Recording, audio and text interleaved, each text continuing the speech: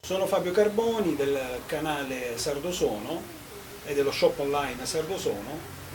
Oggi siamo ad Oliena, paese in provincia di Nuoro, dove opera e lavora un'azienda importante nel settore caprino, piccola e quindi di altissima qualità, qui rappresentata da Danilo Farina.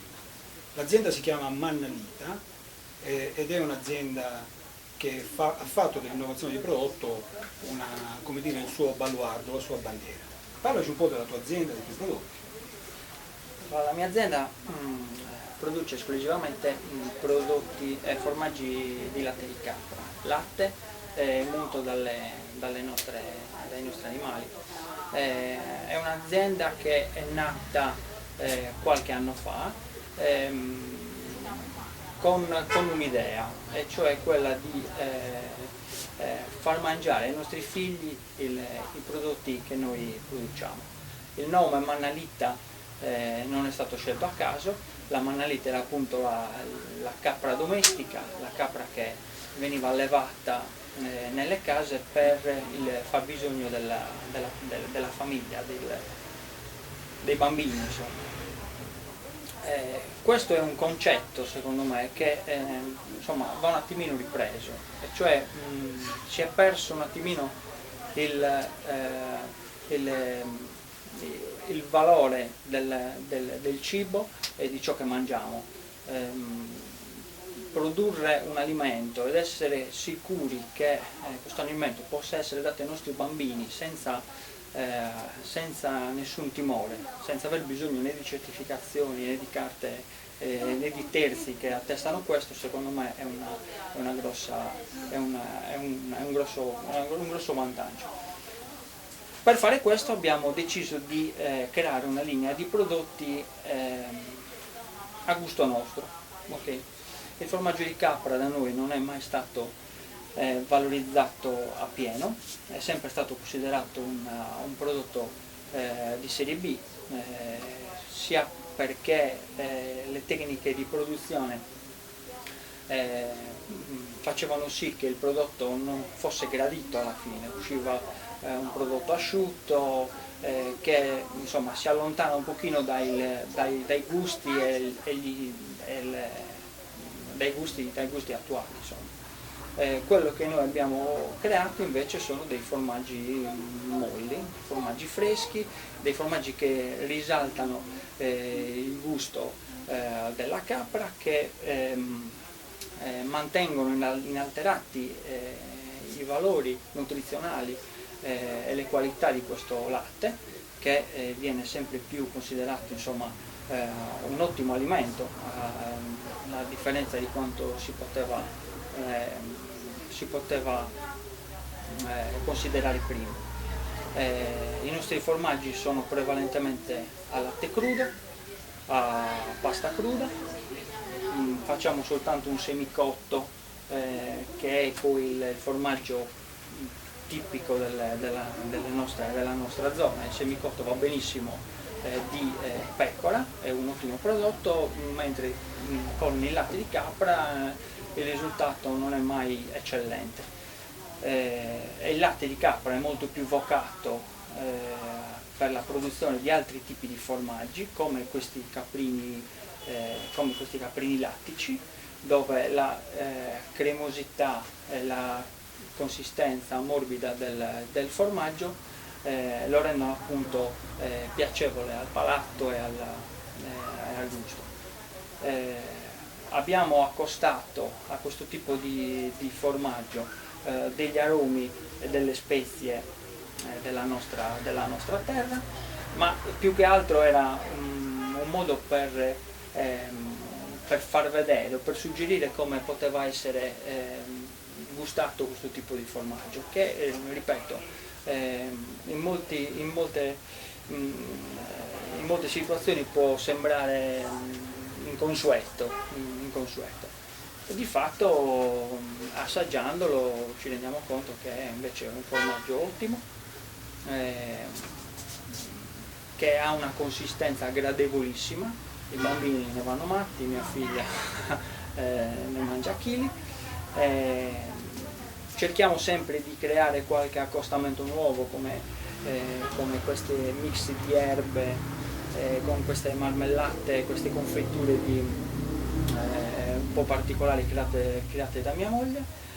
Tutto ciò per esaltare sia il gusto del formaggio sia per dare qualche suggerimento. Insomma, il pane casu andava bene, però ci sono anche altri modi per assaggiare e degustare il formaggio, che non deve essere più soltanto un alimento per nutrirsi e basta, okay, ma deve essere proprio un piacere, deve essere anche un piacere. Io personalmente ho assaggiato alcuni dei tuoi prodotti e sono rimasto impressionato per l'equilibrio all'interno di questi, l'equilibrio gustativo, l'equilibrio anche olfattivo di questi prodotti, tant'è che li rendono idonei di fatto anche per alta cucina. Assolutamente. Molti dei tuoi clienti sono dei ristoratori importanti, diciamo.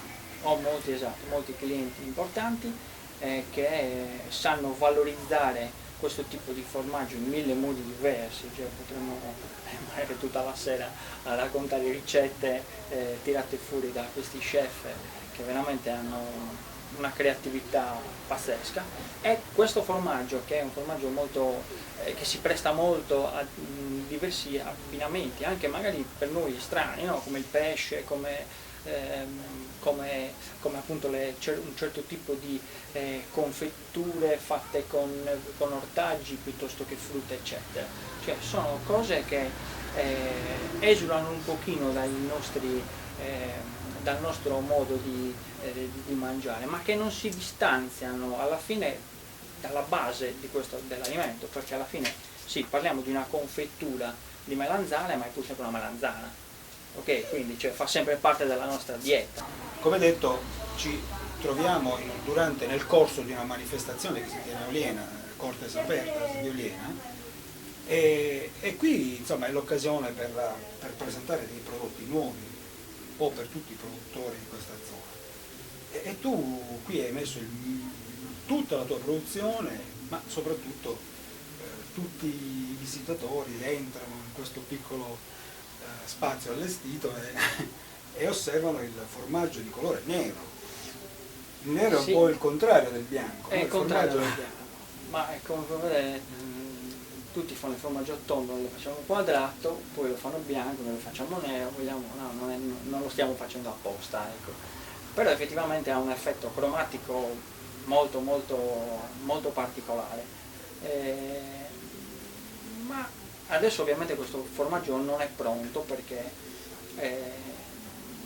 l'abbiamo fatto insomma da pochi giorni e ancora non ha maturato, quindi non lo faremo neanche degustare, però volevamo presentarlo lo stesso, anche perché normalmente siamo abituati, per chi conosce un certo tipo di formaggi, a vedere i caprini con il carbone vegetale in crosta, come quello che abbiamo lì.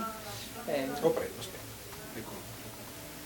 Esatto, questo è un caprino stagionato con il carbone vegetale e in questo caso anche il mirto.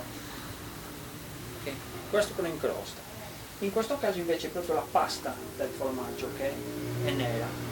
Ok, perché qui posso prenderlo così? Qua siamo intervenuti direttamente sul latte. In pratica abbiamo fatto il formaggio da un latte nero. Più avanti, insomma. Adesso gli ingredienti mi sembra che siano un po' segreti, no? Però sono tutti gli ingredienti sono di origine assolutamente naturale, sono i segreti tra virgolette, perché una volta che andrà in commercio nell'etichetta dovremo scriverci che cosa c'è. Però posso anticipare che non è niente di tanto strano alla fine. È più strana forse l'idea di fare una cosa del genere, questo magari può essere più strano. però diciamo che non è un segreto industriale che insomma comunque adesso intanto lo assaggeremo, vedremo a fine maturazione se è un prodotto valido, perché sì, è bello, però deve essere anche buono, quindi vedremo che cosa ne uscirà fuori. Io sono ottimista, a dire la verità una fettina l'ho già assaggiata, un'anticipazione l'ho avuta e sta andando bene. Quindi una sorpresa. Sta andando bene, sta andando bene. Aspettiamoci positive sorprese, sì, belle sorprese. E poi niente, poi abbiamo invece i formaggi bianchi, e infatti, che sono proprio però bianchi. vedo alcuni abbinamenti della rotondità del sapore del formaggio di capra, Sì. Con del dolce o Sì. con delle confetture. Esatto, queste sono confetture, questo addirittura mi sembra che sia pera e cannella, queste sono cose che fa mia moglie. L'altro giorno avevamo una confettura di pomodorini, quindi ci si mette in bocca un qualcosa che sembra una passata di pomodoro, però è dolce, accostata poi al formaggio, c'è proprio un'esplosione di gusti e di sapori incredibile. Gli altri ingredienti sono un pochino più comuni, perché abbiamo le noci, abbiamo la cipollina, lo zafferano, il pepe rosa, sono ormai prodotti quelli già rodati, abbiamo già avuto un bellissimo, Feedback. Una strapositivo, esatto. Come abbiamo avuto un gran successo con questo formaggio che è il Mesa, questo che è una via di mezzo tra un taleggio e un brie, ha la tecnologia produttiva la tecnologia è molto morbido, come è morbido, esatto, morbidissimo. è morbido, durante la maturazione acquisisce una cremosità ancora maggiore, quindi più matura e più diventa cremoso, e il sapore della capra, quindi del formaggio di capra, diventa sempre più marcato e accentuato. In questa fase di maturazione a mio gusto ha l'equilibrio giusto, okay? Cioè si sente gli aromi il gusto proprio del latte di capra, ma non è molto invasivo come gusto, come sapore. La morbidezza e la consistenza è ottima, cioè proprio precisa. Ripeto, più matura e più diventa cremoso, diventa proprio una crema, alla fine si disfa.